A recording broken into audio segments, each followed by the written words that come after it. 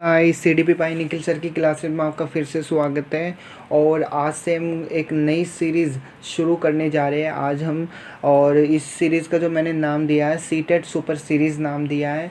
और ये आपका जो नेक्स्ट सीटेट आ रहा है यानी कि जुलाई में या अगस्त तक इसका नोटिफिकेशन देखने को मिल सकता है। तो हम इस सीटेट के एग्ज़ाम को देखकर ये इस सीरीज़ तैयार की गई है। और इसमें हम अपनी सीडीपी कवर करेंगे। इसमें सीडीपी के जितने भी चैप्टर आपके सीटेट में पूछे जाते हैं उसको कवर करेंगे। टॉपिक वाइज चैप्टर कंप्लीट होंगे। और इसमें आपको थ्योरी के साथ क्वेश्चंस भी प्रोवाइड किए जाएंगे। यानी कि आप थ्योरी से क्वेश्चंस पर पहले आप थ्योरी से शुरू करोगे, फिर क्वेश्चंस पर हम इसको ख़त्म कर देंगे। और कुछ आपके प्रीवियस ईयर क्वेश्चंस भी ऐड किए जाएंगे और कुछ आपके इसमें नए क्वेश्चंस भी ऐड किए गए जो आपके सीटेट आपका ऑनलाइन मोड हो चुका है जिसमें आपका तो कुछ इसमें ऑनलाइन वाले जो क्वेश्चंस अभी हाल ही में पूछे गए थे वो भी कुछ इसमें ऐड रहेंगे। तो और कुछ नए क्वेश्चंस भी इसमें आपको दिखने को मिलेंगे। तो हम इस सीटेट सीरीज़ इसका जो सुपर सीरीज़ नाम दिया गया तो ये अच्छे से ध्यान में रखकर यानी कि सीटेट को ध्यान में रखकर तैयार की गई है। तो आज जो हम इसमें टॉपिक करने जा रहे हैं इस सुपर सीरीज़ में, तो इसमें हम करेंगे आज का जो हमारा टॉपिक रहने वाला है वो है ग्रोथ एंड डेवलपमेंट।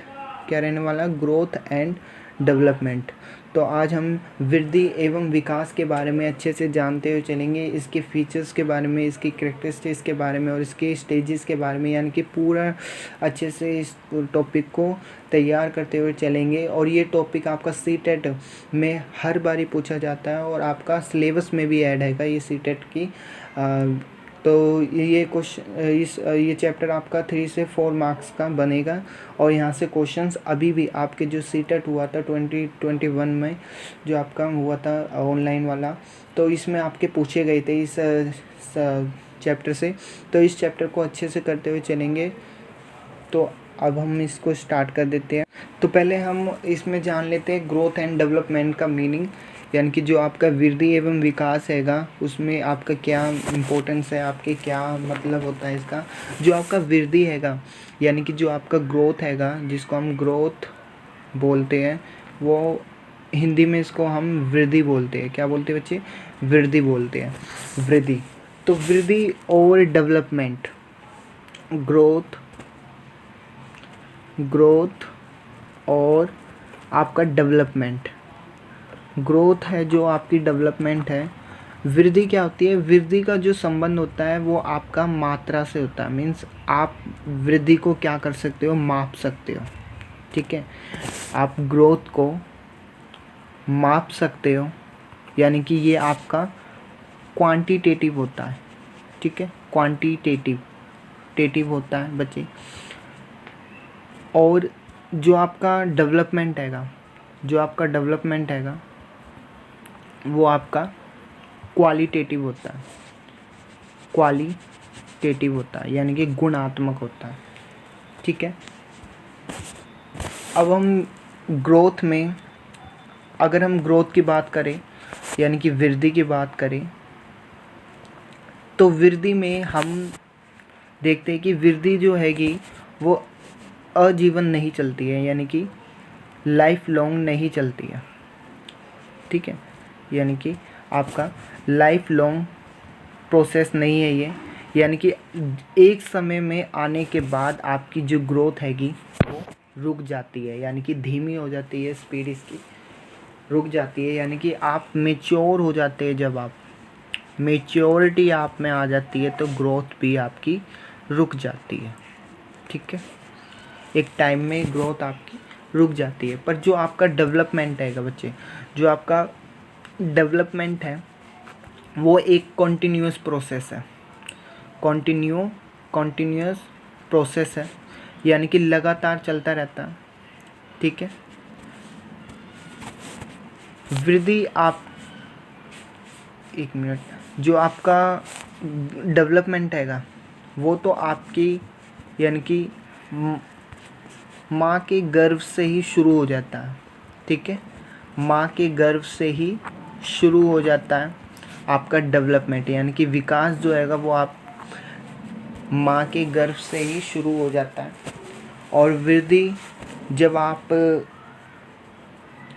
स्टेजेस पार कर लेते हो, यानी कि जब आप प्रीनेटल में हो, फिर आप इन्फेंसी में हो, आप चाइल्डहुड में आए, फिर अर्ली चाइल्डहुड में आए, तो ऐसे ऐसे आप जब उसमें आएंगे तो आपकी वृद्धि देखी जाएगी कि आपका हाइट कितनी आई, आपका वेट कितना था। ठीक है, आपके वेट को हम माप सकते हैं, तो आपकी ये क्या बनी, वृद्धि बन गई। ठीक है, तो ये हो गया इसका मीनिंग। अब मीनिंग हो गया तो अब हम जान लेते हैं इसके जो आपका एक क्वेश्चन था।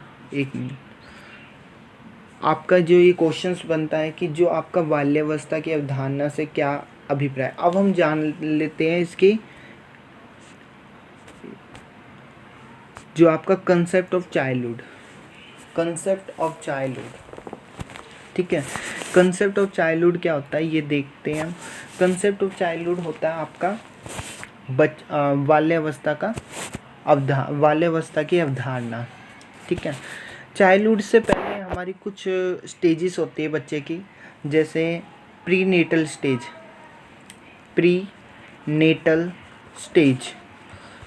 प्रीनेटल स्टेज जो आपकी 280 डेज़ तक होती है। ठीक है, 280 डेज़ तक होती है, यानी कि 9 मंथ्स हम कह सकते हैं। ठीक है, 9 मंथ्स हम कह सकते हैं इसको प्रीनेटल, जिसको हम प्रसव पूर्व की अवस्था भी बोल सकते हैं। ठीक है, प्रीनेटल। फिर आती है प्रीनेटल के बाद आती है हमारी इन्फेंसी। क्या आती है, इन्फेंसी स्टेज। ठीक है, इन्फेंसी स्टेज आती है आपकी, इन्फेंसी स्टेज आती है।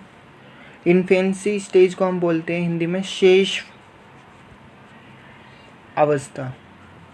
ठीक है, जो आपकी 0 से 2 तक चलती है, यानी कि आप 0 नहीं बोलोगे इसको, आप बोल सकते हो बर्थ, जन्म से 2 साल तक चलती है। ठीक है, इसके बाद आती है आपकी अर्ली चाइल्डहुड।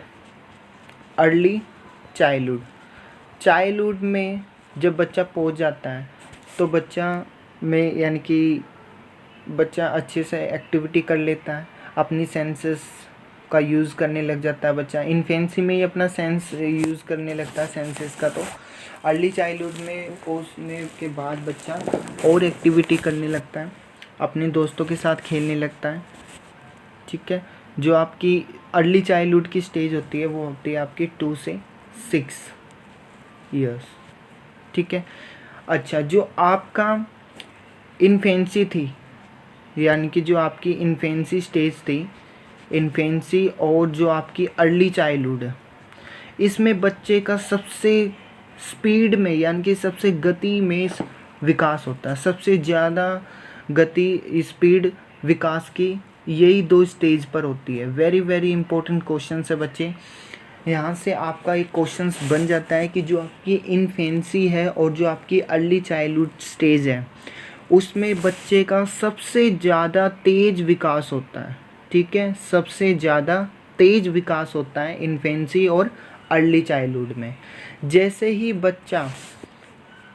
बच्चा लेटर चाइल्डहुड में पहुंचता है, क्योंकि अर्ली चाइल्डहुड के बाद क्या आता है, लेटर चाइल्डहुड। ठीक है, जिसको उत्तर बाल्यावस्था बोलते हैं, बच्चे आप इसको नोट डाउन करते हुए चलना, अपने अच्छे से नोट्स बनाते हुए चलना, ताकि एग्ज़ाम में आप रिवीजन कर सको। और यहाँ से क्वेश्चंस बनते भी है तो इनको अच्छे से नोट डाउन करना।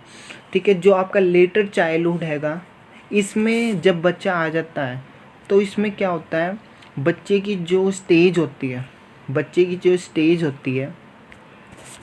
स्टेज धीमी हो जाती है। ठीक है, यानी कि बच्चे का जो विकास हैगा वो धीमा हो जाता है।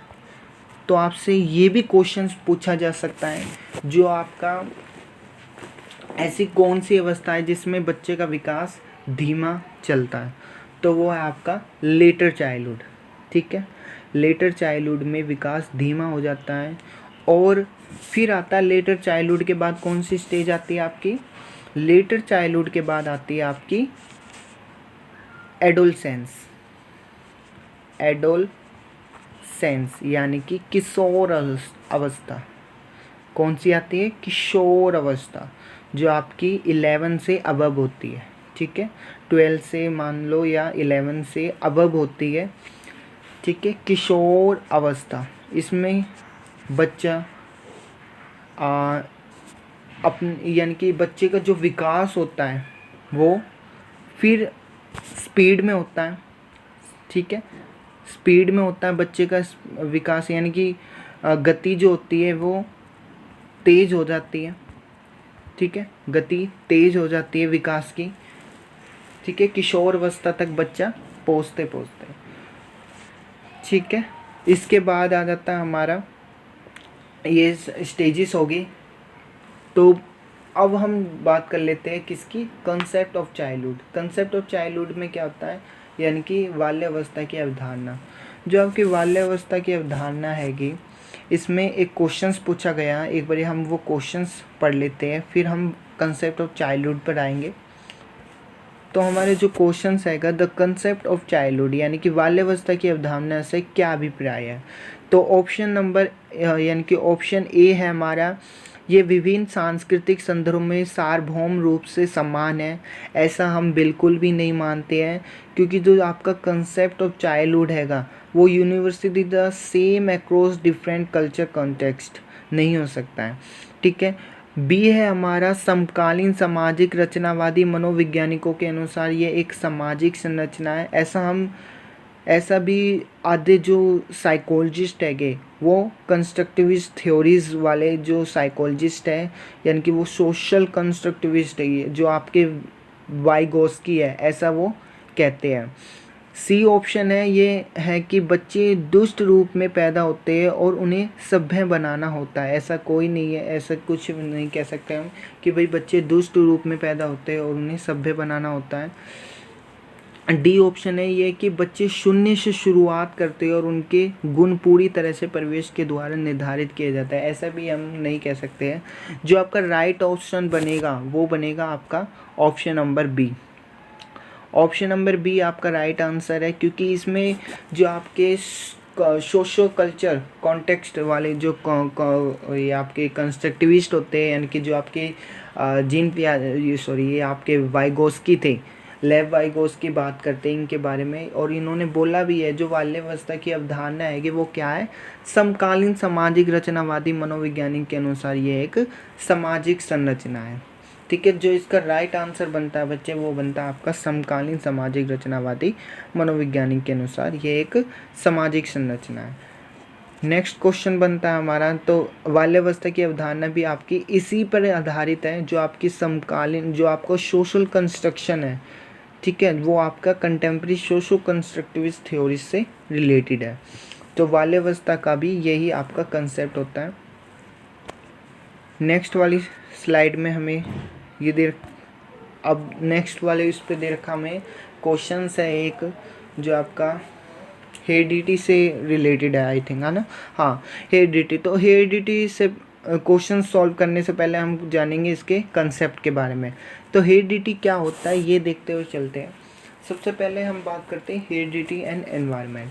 तो हेरिडिटी क्या होता है? आपका जो हेरिडिटी होता है वो आपके पेरेंट्स से मिले होते हैं, हाँ ना। जो आपके जीन्स हैगे वो आपके पेरेंट्स से मिले हो रहे, और आपके जो आँखों का कलर है, आइज़ कलर हैगा, वो आपके पेरेंट्स से मिले हो रहे हैं, विरासत में आपको जो भी मिला हुआ है, ठीक है। तो ये जो आपका हेरिडिटी होता है, हेरिडिटी आपका फिक्स्ड होता है बच्चे। आपका जो हेरिडिटी हैगा वो फिक्स्ड है, आप इसमें कुछ भी चेंज नहीं कर सकते हैं, ठीक है। आप इसमें कुछ भी चेंज नहीं कर सकते हैं। ये आपको पेरेंट्स के द्वारा प्रोवाइड किए गए होते हैं, ठीक है, पेरेंट्स के द्वारा विरासत में मिले हो रहे होते हैं, ठीक है। तो आप इसमें कुछ भी चेंज नहीं कर सकते हैं। आप जाकर ये नहीं कह सकते हैं कि मेरे आँखों का कलर ऐसा कर दीजिए या मेरे जीन्स को बदल दीजिए, आप ऐसा नहीं कह सकते हैं, ठीक है। तो आपके जो हेरिडिटी हमेशा फिक्स होती है बच्चे। हेरिडिटी क्या होती है? आपकी फिक्स होती है। तो हम कह सकते हैं ये आपका फिक्स है, ठीक है। हेरिडिटी क्या होती है? फिक्स होती है। और हेरिडिटी को आप एक साइकोलॉजिस्ट थे, यानी कि जो आपके जीन पियाजे ने हेरिडिटी को क्या कहा है, नेचर कहा है, ठीक है, नेचर नाम दिया है, ठीक है, नेचर कहा। और एनवायरनमेंट की हम बात करें, तो एनवायरनमेंट से हम देखते हैं, तो एनवायरनमेंट की जब हम बात करते हैं तो एनवायरनमेंट क्या होता है, डायनामिक होता है बच्चे। क्या होता है, एनवायरनमेंट जो होता है आपका, एनवायरनमेंट जो होता है वो आपका डायनामिक होता है। एनवायरनमेंट क्या होता है आपका, डायनामिक होता है, डायनामिक यानी कि परिवर्तनशील होता है। इसमें क्या होता है, आप परिवर्तन कर सकते हो, आप अपने एनवायरनमेंट को चेंज कर सकते हो। जैसे आज आप गांव में हो, कल आप शहर में जा सकते हो, और परसों आप कहीं भी जा सकते हो, ठीक है। तो आप अपने अकॉर्डिंग एनवायरनमेंट को चेंज कर सकते हो, इसमें आप परिवर्तन कर सकते हो। एनवायरनमेंट को नाम दिया है आपके वाइगोस्की ने नाम दिया है। तो एनवायरनमेंट को आप एक नाम से, यानी कि जो लेव वाइगोस्की कहते हैं, नेचर आपका हेरिडिटी था, तो एनवायरनमेंट आपका नर्चर हो जाएगा। नर्चर ये टर्म दी गई है, ठीक है, लेव वाइगोस्की के अकॉर्डिंग टू लेव वाइगोस्की ने कहा है जो आपका नर्चर, जो आपका एनवायरनमेंट हैगा वो एक नर्चर के रूप में देखा जाता है, ठीक है। तो हेरिडिटी एंड एनवायरनमेंट हम जान चुके। अब हम इससे रिलेटेड एक क्वेश्चंस कर लेते हैं जो हमारे पीछे स्लाइड में दिया हुआ है। तो क्वेश्चंस पूछा गया है कि मानव विकास के संदर्भ में आनुवंशिकता तथा पर्यावरण की भूमिका के बारे में निम्नलिखित कथनों में से कौन सा सही है। आपको ये बताना है कि जो आपका मानव विकास हैगा, मानव विकास में आनुवंशिकता और पर्यावरण की भूमिका के बारे में कौन सा ऑप्शन सही है।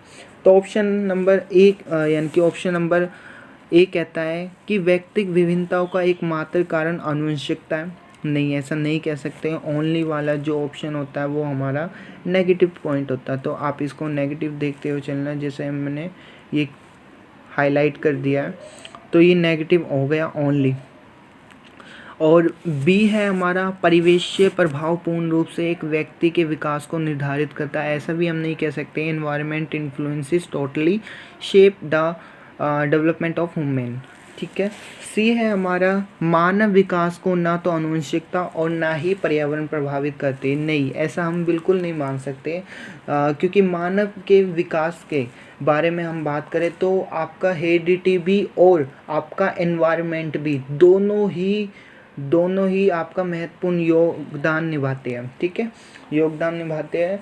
तो हम देखें तो इसमें आपका जो मानव विकास का हैगा, देखा जाए तो आपका आनुवंशिकता भी और आपका पर्यावरण भी दोनों ही महत्वपूर्ण भूमिका निभाते हैं। तो सी ऑप्शन आपका गलत है।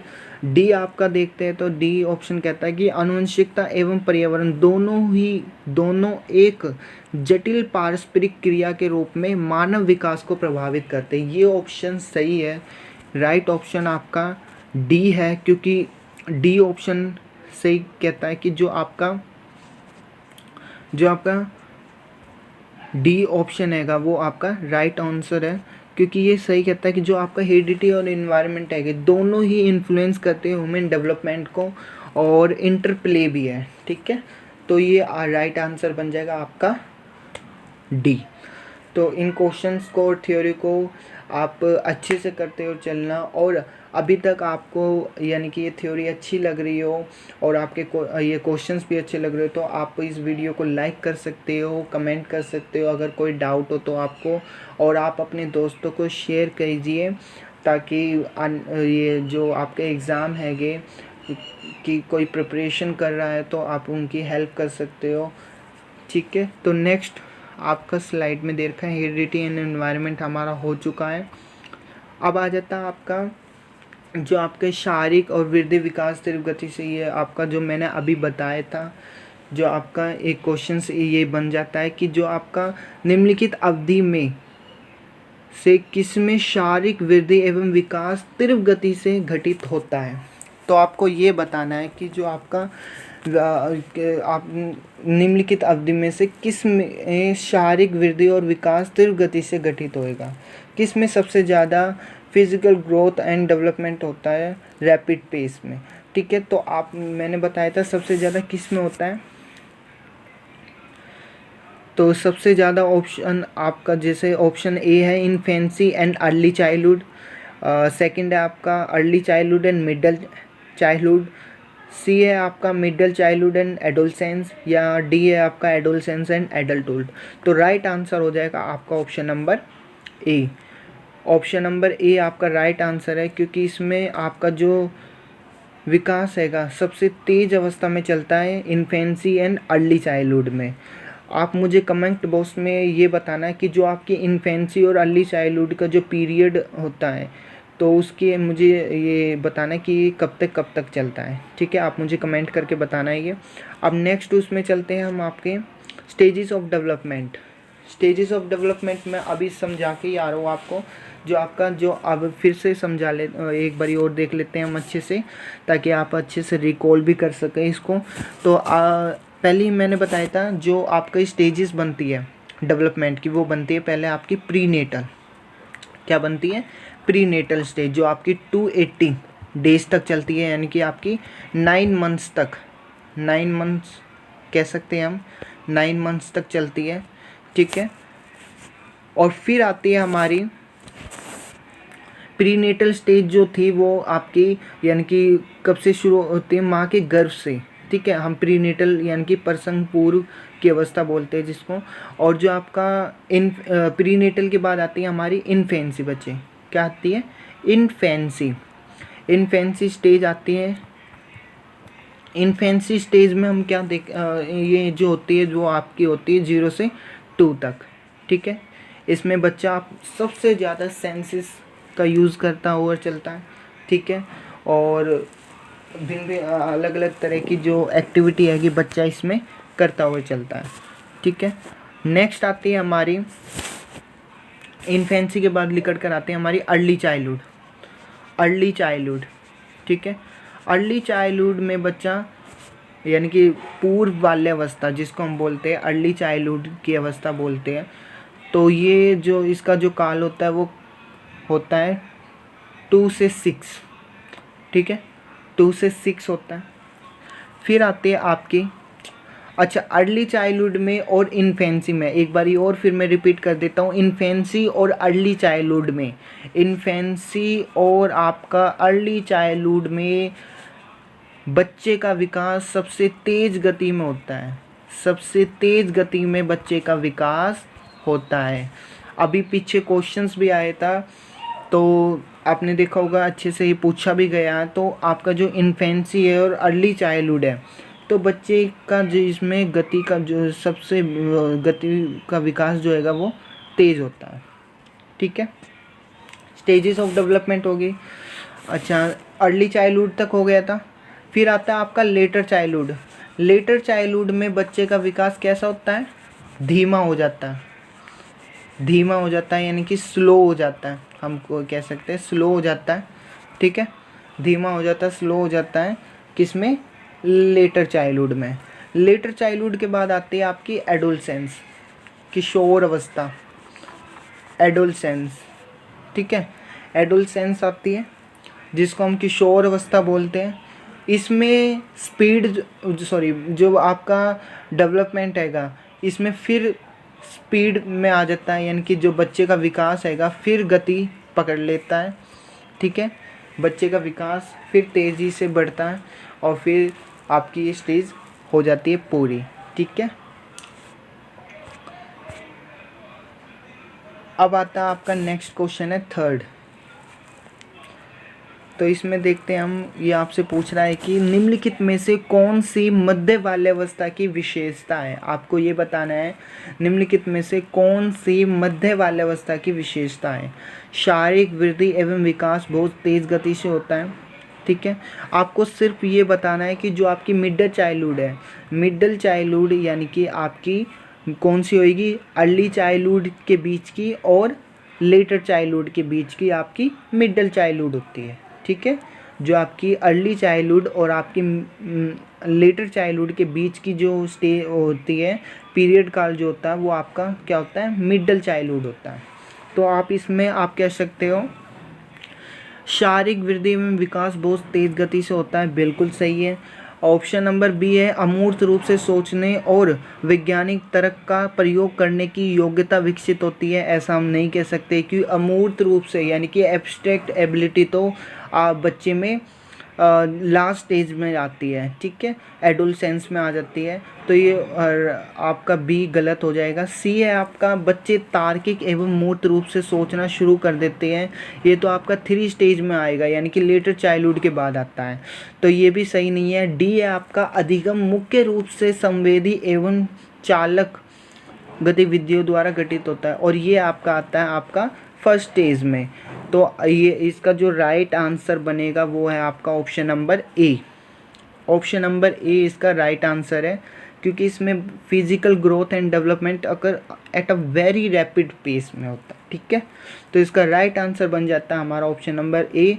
वेरी वेरी इंपॉर्टेंट क्वेश्चन है बच्चे, पेपर में आए और क्वेश्चन से अच्छे से करते हुए चलना और अपने नोट्स बनाते हुए चलना CDP के, ठीक है बच्चे। नेक्स्ट है आपका, नेक्स्ट क्वेश्चंस पूछता है आपसे कि निम्नलिखित में से कौन सा विकास का सिद्धांत नहीं है।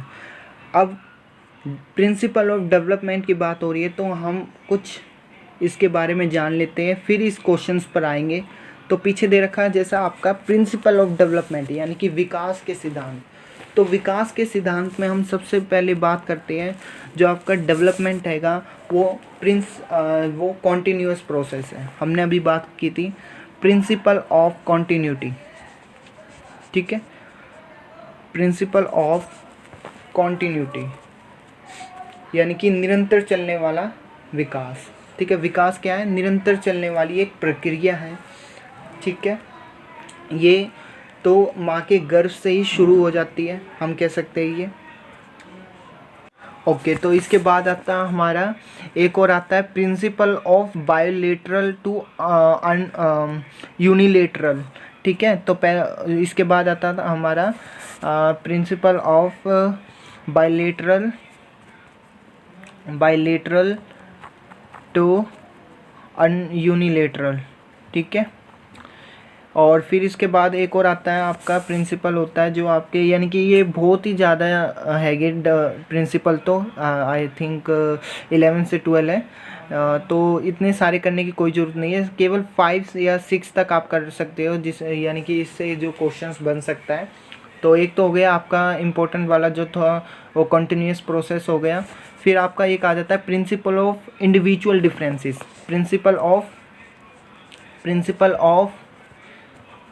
इंडिविजुअल डिफरेंसेस, ठीक है, प्रिंसिपल ऑफ इंडिविजुअल डिफरेंसेस। उसके बाद आता है आपका इंटर रिलेटेड, एक आता है प्रिंसिपल आपका इंटर रिलेटेड, ठीक है, इंटर रिलेटेड वाला आता है। और फिर आता है आपका general to specific, general to specific, सामान्य से विशिष्ट की ओर, ठीक है, सामान्य से विशिष्ट की ओर चलता है। और फिर आता है एक मॉडिफिकेशन का भी आता है आपका प्रिंसिपल ऑफ मॉडिफिकेशन। आप इन सभी को नोट डाउन करते हुए चलना जो मैं वर्बली बोल रहा हूँ, क्योंकि यहाँ पे ये जो पेन हैगा थोड़ा सा मिस्टेक कर रहा होगा आपको, यानी कि समझ, ये जो राइटिंग होगी इसमें बोल्ड में है तो थोड़ा सा इसलिए, तो जो मैं वर्बली बोल रहा हूँ आप उसको नोट डाउन करते हुए चलना, ठीक है। मॉडिफिकेशंस, ठीक है, मॉडिफिकेशन हो गया। और एक होता है आपका प्रिडिक्टेबिलिटी, ठीक है, और एक होता है आपका सीक्वेंशियली डेवलपमेंट होता है। तो ये थे आपके इम्पोर्टेंट, और एक इंटर रिलेटेड वाला तो हो ही गया आपका, ठीक है। तो ये थे कुछ इम्पोर्टेंट थे। तो अब हम इस क्वेश्चंस पर बात कर लेते हैं। निम्नलिखित में से कौन सा विकास का सिद्धांत नहीं है, आपको ये बताना है। देखिए इन सिद्धांतों में ये भी इम्पोर्टेंट हो जाते हैं। तो इसमें डेवलपमेंट इज़ लाइफ लॉन्ग, बिल्कुल। तो ये सिद्धांत तो हैगा, यानी कि ये प्रिंसिपल हमने अभी किया था। विकास एक जीवन पर्यटन होता है, बिल्कुल सही है। और विकास एक परिवर्ती होता है, यानी कि मॉडिफिएबल होता है। अभी मैंने लास्ट वाला पॉइंट बताया था, मॉडिफिकेशन मॉडिफिएबल वाला, तो ये था। इसके ये भी सही है आपका। तो इसमें हमारे से पूछा गया नोट। हाँ जी, क्वेश्चंस को आप जब रीड करो तो क्वेश्चंस को अच्छे से पढ़ना। सबसे पहली बात ये, जब भी आप एग्ज़ाम के लिए जाओ तो आप क्वेश्चंस को पढ़ रहे हो तो आप सबसे पहले क्वेश्चंस को अच्छे से पढ़ना, क्योंकि ये जो नोट हैगा ना, नोट वाला, तो नोट से ही आपका आने वाला क्वेश्चंस गलत हो जाता है। तो ये नोट्स का आप ध्यान रखना, ठीक है। तो इसमें दो तो इसके प्रिंसिपल सही है, एक ऑप्शन नंबर ए और एक ऑप्शन नंबर बी। नेक्स्ट पढ़ते हैं आपका, development is influenced by both heredity and environment. बिल्कुल है, क्योंकि जो आपका विकास हैगा वो आनुवंशिकता एवं पर्यावरण पर दोनों के द्वारा प्रभावित होता है। ये बिल्कुल सही है, ये सही कहा जाता है कि जो आपका विकास और आनुवंशिकता एवं पर्यावरण है, दोनों ही प्रभावित होते हैं। लास्ट वाला जो ऑप्शन हैगा वो है आपका, development is universal and cultural context do not influence it, यानी कि विकास सार्वभौमिक है और तथा सांस्कृतिक संदर्भ इसे प्रभावित नहीं करता है। ऐसा कोई प्रिंसिपल हमने पढ़ा नहीं है।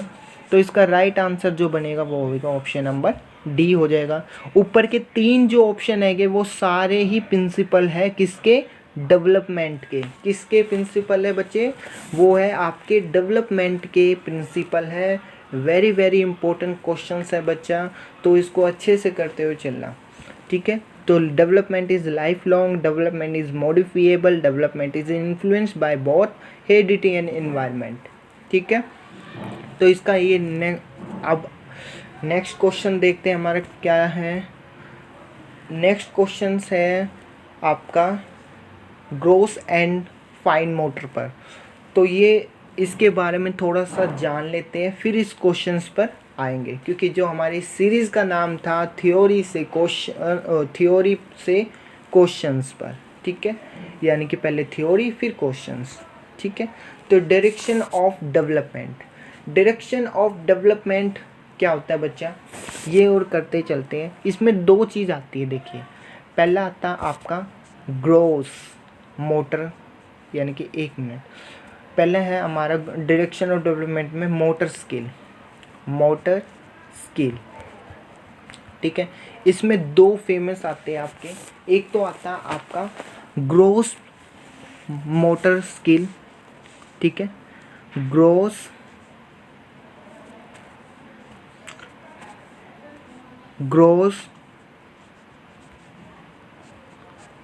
मोटर स्किल, ठीक है। और एक होता है आपका fine motor skill,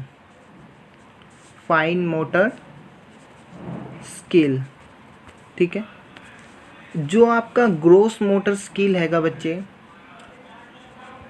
gross motor skill है, इसमें आप जो आपके बड़ी मांसपेशियों का इसमें यूज़ होता है ग्रोस मोटर स्किल में, ठीक है। जैसे आपका साइकिल चलाना, ठीक है, जंपिंग करना या रनिंग करना या वॉकिंग करना, ठीक है, वॉकिंग करते हो या आप जब रस्सी कूदना, ठीक है, और साइकिल चलाना हो गया, तो इसमें आपकी बड़ी मांसपेशियों का यूज़ हो रहा है। तो इसको आप बोलोगे, क्या बोलोगे बच्चे, ग्रोस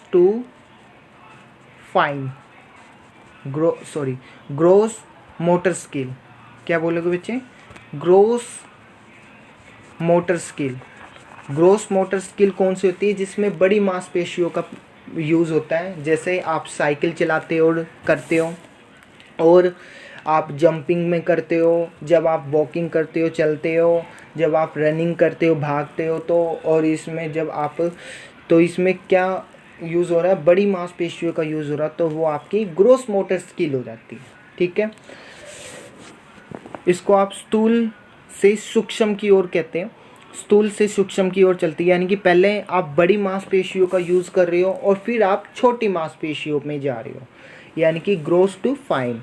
तो फाइन जैसे मैंने बोला तो आप समझ भी गए होंगे, जैसे fine motor skill. Fine motor skill में इसका अपोजिट समझ लो ग्रोस मोटर स्किल का, यानी कि उसमें हम बड़ी का यूज़ कर रहे थे मांसपेशियों का, इसमें आप छोटी मांसपेशियों का यूज़ करोगे। इसमें आप छोटी मांसपेशियों का यूज़ करोगे, जैसे आप राइटिंग करते हो, लिखते समय, जब आप नीडिंग करते हो यानी कि बुनना, ठीक है, और आप कुछ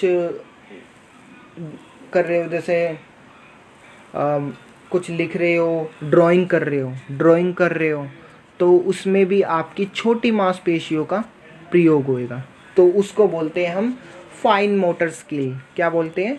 फाइन मोटर स्किल, सूक्ष्म कौशल जिसको हम बोलते हैं, ठीक है। तो इसमें आपका ये क्वेश्चंस बना था।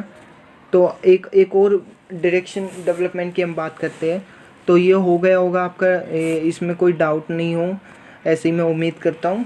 जैसा आपका वो ये ग्रोस मोटर स्किल था और आपका फाइन मोटर स्किल था, तो आपका ये यहाँ पर अच्छे से डिस्कस हो चुका है। तो डायरेक्शन ऑफ डेवलपमेंट में एक और चीज़ निकल कर आती है, एक और होती है आपकी सेफेलोकोडर और प्रोक्सिमोडिस्टल। सेफेलोकोडर और प्रोक्सिमोडिस्टल, ये दो वेरी वेरी इंपॉर्टेंट टर्म है बच्चे, और यहाँ से क्वेश्चन पूछे भी जाते हैं, ठीक है। तो वेरी वेरी इंपॉर्टेंट टर्म है, तो इसको आप अच्छे से करते हो चलना। तो एक ये डायरेक्शन दे रखी है आपको, एक तो होता है सेफेलोकोडर, मैंने बताया जैसे आपको सेफेलोकोडर, जो आपका सेफेलोकोडर हैगा वो आपका हेड टू टॉय चलता है। इसमें डेवलपमेंट यानी कि बच्चे का विकास जो होता है वो सिर से पैर की ओर चलता है, हेड टू टॉय, ठीक है। सिर से पैर की तरफ चलता है, पैर की तरफ, यानी कि बच्चा सबसे पहले अपनी गर्दन को संभालता है, अपनी सिर को संभालता है, फिर धीरे धीरे जब वो उसका डेवलपमेंट होता जाता है तो जब वो फिर पैरों पर आकर उसका विकास रुकता है, ठीक है। तो इसमें आपने क्या देखा कि सबसे पहले बड़ी मांसपेशियों को संभाला गया, फिर आपकी छोटी मांसपेशी आई, ठीक है। तो आपका ये जो सेफेलोकोडल होता है, आप इसमें एक क्वेश्चंस पूछा जाता है जो आपका हेड टू टॉय डेवलपमेंट होता है, डायरेक्शन ऑफ डेवलपमेंट में ये क्वेश्चंस आपसे पूछा गया कि जो आपका हेड टू टॉय हैगा वो कैसे होता है विकास, ठीक है। तो उसको आप एक टर्म बोलते हैं सेफेलोकोडल। क्या बोलते हैं? सेफेलोकोडल। मैंने अभी बताया आपको क्या होता है, हेड टू टॉय यानी कि सिर से पैर की तरफ होने वाला विकास सेफेलोकोडल होता है, ठीक है। अब हम सेकंड की बात करते हैं, प्रोक्सिमोडिस्टल।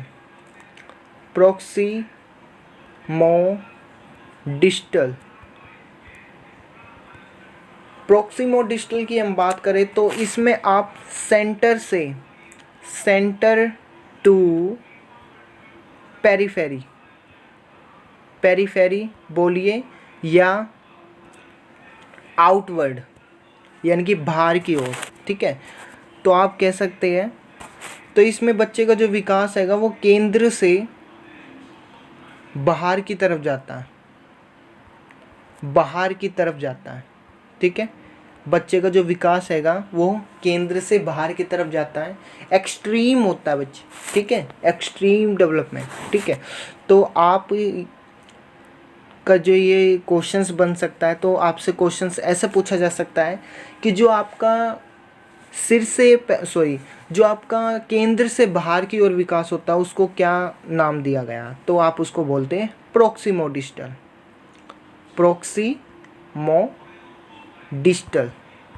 क्या नाम देते हैं इसको? प्रोक्सिमोडिस्टल, ठीक है। अब हम पहुँचते हैं अपने क्वेश्चंस पर।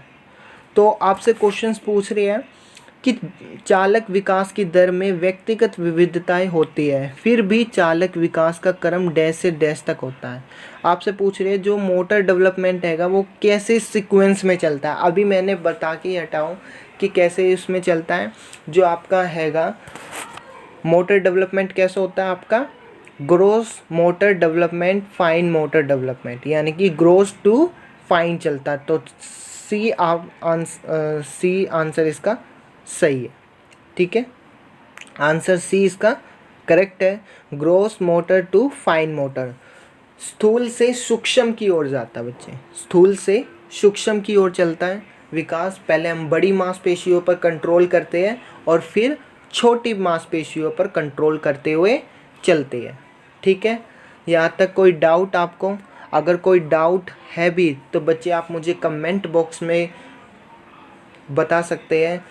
और यदि आपको ये वीडियो पसंद भी आ रही है बच्चे तो आप इसको लाइक कीजिए, सब्सक्राइब कीजिए चैनल को और अपने दोस्तों को शेयर कीजिए जो भी टेट की तैयारी कर रहा है। ठीक है, तो इसके लिए वेरी वेरी इंपॉर्टेंट रहने वाले वीडियो है ये। तो अब नेक्स्ट पे हम चलते हैं बच्चे। वह अवधि जो आपका यानी कि 7th क्वेश्चन है वो है आपका, वह अवधि जो वयस्कता के संक्रमण की पहल करती है उसे कहते हैं, उसको नाम दिया गया है। यानी कि आपसे पूछा जा रहा है ट्रांजिशनल टू एडल्टहुड। अभी देखिए मैं एक ये जो स्टेजेस हमने बताई थी पीछे वाले उसमें, तो स्टेजेस की हमने बात की थी। तो इसमें क्या आएगा, जो यानी कि आपसे पूछ रहा है वह अवधि जो वयस्कता के संक्रमण की पहल करती है, यानी कि वयस्कता एडल्टहुड की को बताती है। तो एडल्टहुड से पहले हमारी जो कौन सी अवस्था आती है वो आती है हमारी किशोर अवस्था। कौन सी आती है बच्चे? एडोलसेंस। तो इसका राइट आंसर बनेगा हमारा एडोलसेंस। आपकी जो मिडिल चाइल्डहुड होती है, एक बारी हम इन स्टेजेस पे बात कर लेते हैं ताकि अच्छे से आपका रिकॉल हो जाए। जो आपकी प्री ऑपरेशनल पीरियड जो होता है वो आपका किस में होता है? आपका जो ये जीन पियाजे की हमने थ्योरी पढ़ी थी, तो आपका प्री ऑपरेशनल स्टेज चलता है आपका अर्ली चाइल्डहुड में। ठीक है, अर्ली चाइल्डहुड में चलता है। अर्ली चाइल्डहुड के बाद हम देखते हैं ये आपका बी ऑप्शन। तो मिडिल चाइल्डहुड होता है आपका इन्फेंसी से ये लेटर चाइल्डहुड के बीच का काल। सॉरी, जो आपका अर्ली चाइल्डहुड हैगा, अर्ली चाइल्डहुड से लेटर चाइल्डहुड के बीच का, एक बारी मैं लिख देता हूँ, जो आपका अर्ली हैगा, अर्ली चाइल्डहुड से टू लेटर चाइल्डहुड के बीच का जो काल होता है, इनका जो बीच का डिफरेंस यानी कि जो बचेगा पीरियड वो आपका मिडिल चाइल्डहुड होता है। ये तो क्वेश्चंस हो गए। और एंड चाइल्डहुड, जब आपकी जो बाल्यावस्था है वो ख़त्म हो जाती है उसको एंड चाइल्डहुड बोलते हैं। तो इसका जो राइट आंसर बना था वो आपका हमारा बना था ऑप्शन नंबर ए बन गया था। और बाकी ऑप्शन भी हमने डिस्कस कर लिए हैं अच्छे से। तो नेक्स्ट क्वेश्चन हमारा पूछा हैगा, 8 क्वेश्चन है हमारा। निम्नलिखित में से कौन विकास के व्यापक आयाम की सही पहचान करता है? तो ये है आपके कुछ डोमेन हैं। तो डोमेन इस क्वेश्चंस को करने से पहले मैं कुछ आपको डोमेन्स बता देता हूँ आपके डेवलपमेंट के। तो हम डोमेन्स की बात कर लेते हैं यहाँ पर, डोमेन्स ऑफ डेवलपमेंट। तो डोमेन्स ऑफ डेवलपमेंट की हम बात करें तो इसमें हम सबसे पहले जानेंगे आपका डोमेन्स। तो डोमेन्स में हम सबसे पहले आता है हमारा एक 4 डोमेन्स है हमारे। तो सबसे पहले आता है हमारा, मैं कलर चेंज कर लेता हूँ ताकि आपको अच्छे से समझ में आए। तो सबसे पहले आता है हमारा फिजिकल डोमेन्स। ठीक है, फिजिकल के बाद आता है हमारा कॉग्निटिव डोमेन। कॉग्निटिव के बाद आता है हमारा सोशल डोमेन। और सोशल के बाद आता है हमारा इमोशनल डेवलपमेंट। पहला हो गया हमारा फिजिकल डेवलपमेंट, सेकंड है हमारा कॉग्निटिव डेवलपमेंट, थर्ड है हमारा सोशल डेवलपमेंट और फोर्थ है हमारा इमोशनल डेवलपमेंट। ठीक है, जो आपका फिजिकल डेवलपमेंट हैगा इसको शारीरिक विकास नाम दिया गया है। और शारीरिक विकास में आपका जो भी आपकी वृद्धि और विकास हैगा वो आपका इसमें इंक्लूड होता है, यानी कि आपका हाइट, आपका मोटर स्किल्स, आपके जो भी आपकी मांसपेशियों से, यानी कि जो आपका वेट, हाइट, इसमें सब कुछ आपके फिजिकल से रिलेटेड सारी चीज़ें होती है। तो उसका विकास हैगा फिजिकल डेवलपमेंट, शारीरिक विकास में। कॉग्निटिव डेवलपमेंट की हम बात करें तो कॉग्निटिव डेवलपमेंट में क्या होता है, आपके संज्ञान से रिलेटेड जो भी चीज़ें, रीजनिंग, आपका तर्क, आपकी थिंकिंग, आपकी रीजनिंग, आपका माइंड मैपिंग जो भी आप कहते हो उस, तो आपका ये कॉग्निटिव से रिलेटेड है। ठीक है बच्चे। थर्ड जो हैगा वो है आपका सोशल डेवलपमेंट, यानी कि आपका सामाजिक विकास। इसमें ही आपका नैतिक विकास भी आता है आपका। ठीक है। तो जो आपका फोर्थ हैगा वो है आपका इमोशनल डेवलपमेंट। इसको हम बोलते हैं हिंदी में संवेगात्मक विकास भी बोल सकते हैं, या संवेगों का विकास भी कह सकते हैं। तो इस पर इमोशनल, यानी कि कोई व्यक्ति आपने देखा होगा अपनी इमोशन पर कंट्रोल नहीं कर पाता, और कोई आपने ये भी देखा होगा कि कई व्यक्ति जो होते हैं वो अपनी इमोशंस पर भी कंट्रोल कर लेते हैं। देखा जाए तो हमें अपनी इमोशंस पर कंट्रोल करना चाहिए, क्योंकि एक समय होता है इमोशंस का भी, ठीक है, दिखाने का भी। तो इमोशंस आप हर जगह शो नहीं कर सकते बच्चे, तो इमोशंस भी आपके कंट्रोल में रहने चाहिए। तो वो आपका इमोशनल विकास है, इस पर भी आपकी पकड़ होनी चाहिए। ठीक है। तो ये थे आपके डोमेन्स डेवलपमेंट के। तो इससे रिलेटेड एक क्वेश्चंस हमारा पीछे था, तो अब हम उस क्वेश्चंस के बारे में अच्छे से डिस्कस करते हैं पीछे वाली स्लाइड में। तो आपसे एक क्वेश्चंस पूछा गया था कि निम्नलिखित में से कौन विकास के व्यापक आयाम की सही पहचान करता है। तो ऑप्शन नंबर ए दे रखा आपका physical, cognitive, social and emotional. B है आपका emotional, intellectual, spiritual and self. और सी है आपका physical, personality, spiritual and emotional. या डी आपका सोशल, फिजिकल, पर्सनैलिटी या सेल्फ। तो इसका जो राइट आंसर बनेगा आपका ऑप्शन नंबर ए हो जाएगा, यानी कि आपका ए आंसर इसका सही है। शारीरिक, संज्ञानात्मक, सामाजिक और संवेगात्मक विकास इसका राइट आंसर है। ठीक है, क्योंकि ये अभी हमने डोमेन्स किए थे, physical, cognitive, social and emotional. यहाँ से क्वेश्चंस बच्चे बनते हैं, तो आप इसको अच्छे से नोट डाउन करते हुए चलना, और ये आपका पेपर में पूछा हुआ भी क्वेश्चंस है। ठीक है। नेक्स्ट वाली स्लाइड पे देखते हैं क्या दे रखा हमें।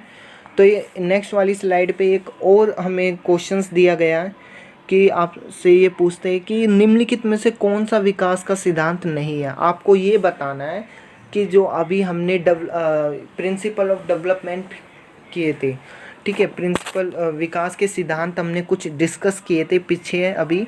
तो आपसे ये पूछा जा रहा है कि इनमें से कौन सा विकास का सिद्धांत नहीं है। तो ऑप्शन नंबर ए है आपका व्यक्ति अलग अलग गति से विकास करते हैं। ठीक है। विकास तुलनात्मक रूप से क्रमिक होता है। ठीक है, बोल सकते हैं विकास। नेक्स्ट वाला दे रखा हमें कि जो आपका विकास समय के साथ साथ धीरे धीरे घटित होता है। बिल्कुल, आपका जो डेवलपमेंट हैगा वो धीरे धीरे चलता है। पहले बच्चा जैसे प्रीनेटल, फिर आपकी इन्फेंसी, फिर आपका अर्ली चाइल्डहुड, लेटर चाइल्डहुड, ऐसे ऐसे ग्रो करता चलता है बच्चा। और फिर डी दे रखा आपको विकास की जो सटीक गति एवं प्रकृति जन्म के समय ही निर्धारित हो जाती है। ये ऑप्शन आपका गलत है, क्योंकि ऐसा कोई वो नहीं है जो आपका जन्म से ही निर्धारित हो जाता है कि बच्चे का विकास इतना होएगा, इतना नहीं। ठीक है, तो ये आपका गलत है, ये कोई सिद्धांत नहीं है। तो इसका राइट आंसर बन जाएगा ऑप्शन नंबर डी। ठीक है। नेक्स्ट वाली स्लाइड में हमें दे रखा है कि निम्नलिखित कथनों में से कौन सा विकास एवं अधिगम के बीच संबंध को सही तरीके से सूचित करता है। तो आपको ये लर्निंग और डेवलपमेंट की बात की जा रही है, तो इससे पहले हम एक लर्निंग एंड डेवलपमेंट की बात कर लेते हैं। मैंने जो आपको जीन पियाजे की थ्योरी बताई थी, एक मिनट, जो आपको जीन पियाजे की थ्योरी पढ़ाई थी और लेव वाइगोस्की की थ्योरी, क्या कहते हैं ये आपको जीन जो आपकी लर्निंग है, लर्निंग के ऊपर बात कौन करता है और डेवलपमेंट की बात कौन करता है, ये देखते हुए चलेंगे। जो आपकी लर्निंग की बात करता है, जो आपकी लर्निंग की बात करता है वो करते हैं आपके जीन पियाजे, ठीक है, यानी कि पियाजे साहब कहते हैं जो आपके जीन पियाजे हैगे वो इसके बारे में बात करते हुए चलते हैं, ठीक है। यानी कि लर्निंग से नहीं, सॉरी, जो एक मिस्टेक हो गई, एक बच्चे, एक मिनट, जो आपकी लर्निंग की बात करते हैं बच्चे वो करते हैं आपके वाइगोस्की, ठीक है, वाइगोस्की कहते हैं, वाइगोत्स्की, हाँ जी, वाइगोस्की एक रशियन साइकोलॉजिस्ट है, तो ये इसकी बात करते हैं, जो आपकी लर्निंग की बात करते हैं वो करते हैं वाइगोस्की, ठीक है। और जो आपके डेवलपमेंट की बात करते हैं वो कौन करते हैं, जो आपके डेवलपमेंट की बात करते हैं वो करते हैं आपके जीन पियाजे, ठीक है। यानी कि कहते हैं आप बच्चे की डेवलपमेंट कर दो, आप बच्चा एक्टिव होकर सीख जाएगा, ठीक है। तो डेवलपमेंट की बात करते हैं बच्चे जीन पियाजे, और लर्निंग के थ्रू सीखना बच्चे का वो कहते हैं वाइगोस्की, ठीक है। इंटर रिलेटेड करके सीखता है बच्चा, लर्निंग थ्रू डेवलपमेंट, पहले लर्निंग करता है बच्चा और फिर डेवलपमेंट होती है, ऐसा कौन कहते हैं, वाइगोस्की, लेव वाइगोस्की कहते हैं, जो रशियन साइकोलॉजिस्ट है। और जो डेवलपमेंट, पहले डेवलपमेंट होती है फिर लर्निंग होती है, और ऐसा कौन कहते हैं, जीन पियाजे मानते हैं, ठीक है। तो अब हम करते हैं इससे रिलेटेड एक क्वेश्चंस, फिर देखते हैं आपका जो क्वेश्चंस हैगा, निम्नलिखित कथनों में से कौन सा विकास एवं अधिगम के बीच संबंध को सही तरीके से सूचित करता है। तो विकास एवं अधिगम संबंधित नहीं है, ऐसा नहीं कह सकते कि जो आपका विकास हैगा वो संबंधित नहीं है, तो ये आपका गलत हो जाएगा। सेकंड, आपका अधिगम विकास का ध्यान किए बिना घटित होता है, ऐसा भी नहीं कह सकते हैं, ये तो भाई इंटर रिलेटेड होता है डेवलपमेंट और लर्निंग। जो आपका अधिगम की दर विकास की दर से काफ़ी अधिक होती है, ये भी ऐसा भी नहीं कह सकते अधिक होती है। तो आपका जो बचा क्या, डी ऑप्शंस जो आपका सही होगा। जैसे आपका विकास एवं अधिगम अंत संबंधित और अंत निर्भर होते हैं, यानी कि development and learning are interrelated and interdependent. तो ये आपका राइट आंसर बनेगा ऑप्शन नंबर डी, डी इसका राइट आंसर है, क्योंकि विकास एवं अधिगम अंत संबंधित और अंत निर्भर होते हैं, ठीक है। नेक्स्ट वाली स्लाइड पे दे रखा हमें एक और क्वेश्चंस 11th है, यानी कि मैं 13 क्वेश्चंस लेकर आ रहा हूँ, तो उसको अच्छे से कंप्लीट करते हुए चलेंगे, ठीक है। तो अब है आपका एक क्वेश्चंस और कि भाई आनुवंशिकता और पर्यावरण की भूमिका के बारे में निम्नलिखित में से कौन सा कथन सत्य है, ठीक है। तो आपको कौन सा कथन सत्य है ये बताते हुए चलना है। तो इसमें आपका ऑप्शन नंबर ए दे रखा है, विकास के कुछ पहलू आनुवंशिकता और कुछ अन्य पर्यावरण से अधिक प्रभावित होते हैं, ठीक है। बी कहते हैं सीखने और प्रदर्शन करने की एक बच्चे की क्षमता जीनों द्वारा पूरी तरह से निर्धारित की जाती है, ओके। सी आपका अच्छी देखभाल और पौष्टिक आहार बच्चे के किसी भी जन्मजात विकास को दूर कर सकता है। या डी आपका पर्यावरण केवल बच्चे के भाषा विकास में महत्वपूर्ण भूमिका निभाता है। ऐसा हम नहीं कह सकते कि जो आपका पर्यावरण केवल बच्चे के भाषा विकास में महत्वपूर्ण भूमिका निभाता है, ये नहीं कह सकते हैं।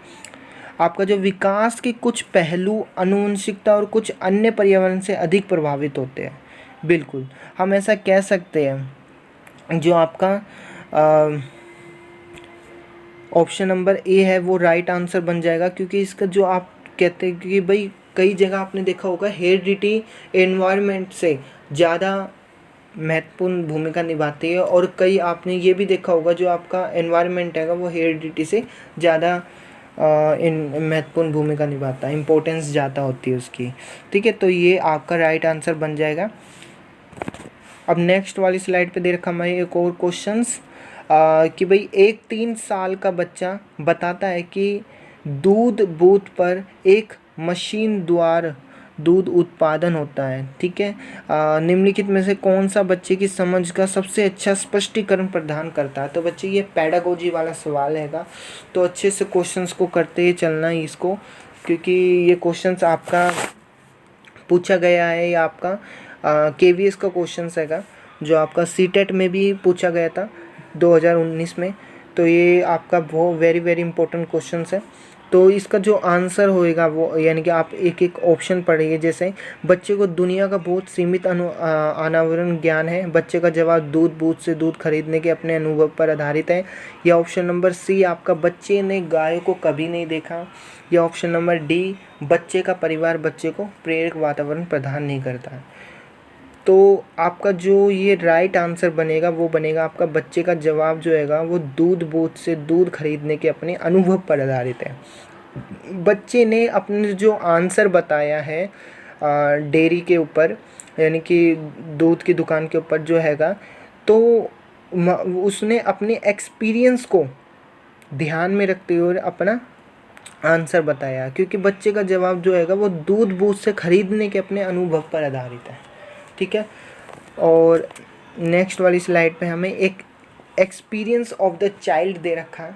ठीक है, यानी कि जो बच्चे का अनुभव हैगा उसको हमें नेगलेक्ट नहीं करना चाहिए। बच्चे को सेंटर में, बच्चे को इम्पोर्टेंस देनी चाहिए। ठीक है, बच्चे का जो एक्सपीरियंस हैगा उसको इम्पोर्टेंस देनी चाहिए। इम्पोर्टेंस दीजिए बच्चे के एक्सपीरियंस को। ठीक है, आप इसके जो एक्सपीरियंस को क्यूरियोसिटी में लाइए, यानी कि आप जिज्ञासु बनाइए बच्चे को, एक्टिव करके जितना हो सके बच्चे को सिखाइए और उसके अनुभव भी जानिए। ठीक है,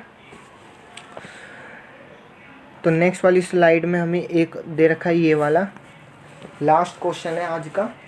तो इसका आंसर हम देखते हुए चलेंगे।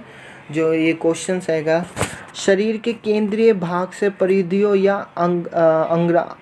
अंगांगों की ओर का विकास दर्शाता है। यानी कि जो आपका डेवलपमेंट हैगा सेंट्रल पार्ट से of the body towards peripheries और एक्सट्रीमिटीज़। देखिए जो आपका एक आया सेंटर, देखिए अंडरलाइन जो मैं कर रहा हूँ वहाँ पे देखना आप, सेंट्रल पार्ट से पेरिफेरी और एक्सट्रीमिटीज़। ठीक है, डिनोट्स में। तो आपको ये देखना है, मैंने क्या बताया था, जो आपका सेंटर से पेरिफेरी जाता है उसको आप क्या कहते हैं, प्रॉक्सिमोडिस्टल डेवलपमेंट। क्या बोलते हैं उसको, प्रॉक्सिमोडिस्टल। तो इसका जो राइट आंसर बनेगा वो ऑप्शन नंबर सी हो जाएगा, प्रिंसिपल ऑफ प्रॉक्सिमोडिस्टल डेवलपमेंट, मध्य बाह्य विकास के सिद्धांतों का। यानी कि ये जो विकास हैगा वो आपका सेंट्रल से बाहर की ओर जा रहा है, आपका केंद्र से बाहर की ओर जा रहा है, पेरिफेरीज जा रहा है। ठीक है, तो अगर मैं इसको ही बदल दूँ इस क्वेश्चंस को, जैसे मैं यहाँ पर कर देता हूँ हेड टू टोए, तो इसका जो राइट आंसर बनेगा, तो फिर इसका राइट आंसर हो जाएगा आपका प्रॉक्सिमोडिस्टल। ठीक है, यानी कि जो आपका विकास हैगा वो कैसे गया, सिर से पैर की ओर। पहले बच्चे ने सिर गर्दन अपनी ये संभाला, फिर बच्चे का विकास नीचे नीचे आते होते पैर पर आकर रुक गया। तो आपका सिर से पैर की ओर वो होता है आपका सफेलोकोडल, और जो आपका सेंट्रल पार्ट से पेरिफेरी या एक्सट्रीमिटीज़ पे पहुंचता है तो वो होता है आपका प्रॉक्सिमोडिस्टल डेवलपमेंट। ठीक है, आज के लिए बस इतना ही। और यदि आपको ये वीडियो पसंद आई हो तो आप इसको लाइक कर सकते हो, कमेंट कर सकते हो, और इस आपको कोई इससे रिलेटेड कोई डाउट भी हो तो बच्चे आप इससे आप कमेंट कर सकते हो, ताकि हम उस डाउट को जल्दी से रिप्लाई करके सॉल्व कर सकते हैं। तो आज के लिए बस इतना ही। Bye bye, thank you.